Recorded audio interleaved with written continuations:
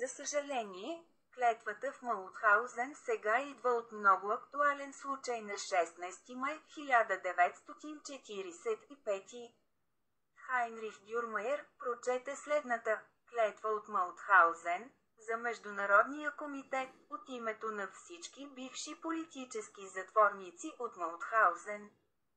Дългият престой в лагера задълбочи разбирането ни за ценностите на братството на народите. Верни на тези идеали, ние се заклеваме, в знак на солидарност и общо съгласие. Да продължим борбата срещу империализма и националното подстрекателство. Точно както светът беше освободен от заплахата, породена от превъзходството на Хитлер, чрез съвместните усилия на всички народи.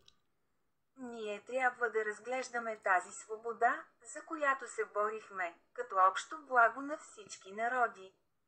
Мирът и свободата са гаранция за щастието на народите. А изграждането на света върху нови основи на социална и национална справедливост е единственият път към мирното сътрудничество между държавите и народите. След като постигнахме свободата и след като се борихме за свободата на нашите нации, ние искаме да запазим международната солидарност на лагера в паметта си и да научим поуките от нея. Ще вървим по общ път, по пътя на неделимата свобода на всички народите, пътят на взаимното уважение, пътят на съвместна работа в великото дело за изграждане на нов, свободен свят, който е справедлив за всички. Винаги ще помним големите кървави жертви на всички нации, които се бориха за този нов свят. В памет на кръвта, пролята от всички народи, в памет на милионите братя, избити от нацисткия фашизъм, ние обещаваме, че никога няма да напуснем този път.